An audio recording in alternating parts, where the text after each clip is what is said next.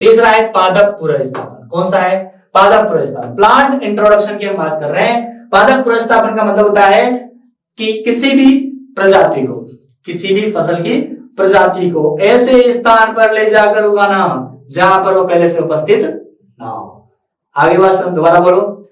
ऐसी प्रजाति जो पहले से किसी स्थान पर नहीं हो, उस स्थान पर ले जाकर उगाना पादप पुनर्स्थापन कहलाता है। किसी पादप प्रजाति या किस्म को उस स्थान पर ले जाकर उगाना जहां पर वो पहले से उपस्थित ना हो, पादप पुनर्स्थापन कहलाता है। पादप पुनर्स्थापन पादप प्रजनन की एक प्राचीन और अत्यंत महत्वपूर्ण विधि है। ठीक है, आगे नेक्स्ट हम चलते हैं। देखो पहला कौन सा देखा? ग्रामीण। पहला कौन सा देखा? ग्रामीण। दूसरा कौन सा देखा? जनन द्रव्य संग्रह। जनन द्रव्य संग्रह। क्लियर? जनन द्रव्य को संग्रह करना, जनन द्रव्य संग्रह क्या रहेगा?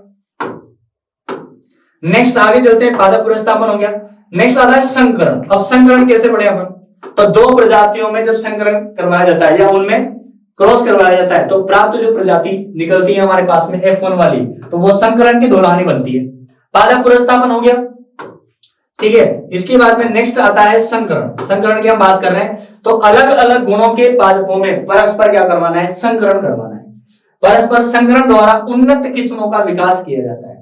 तो अलग अलग जातियों में क्या करवाना है?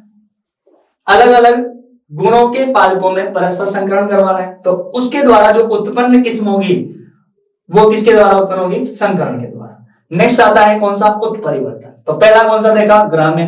दूसरा कौन सा देखा आपने? दूसरा कौन सा देखा? जनन द्रव्य संग्रह। तीसरा कौन सा देखा? पादप पुनर्स्थापन। और चौथा कौन सा देखा? संकरण।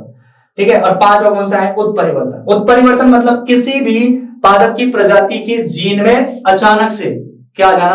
परिवर्तन आ जाना। अचानक से क्या आ गया? परिवर्तन। तो किसी जीव के किसी लक्षण में आकस्मिक, आकस्मिक मतलब अचानक, एवं वंशानुगत परिवर्तन को उसका क्या कहेंगे हम? उत्परिवर्तन कहेंगे।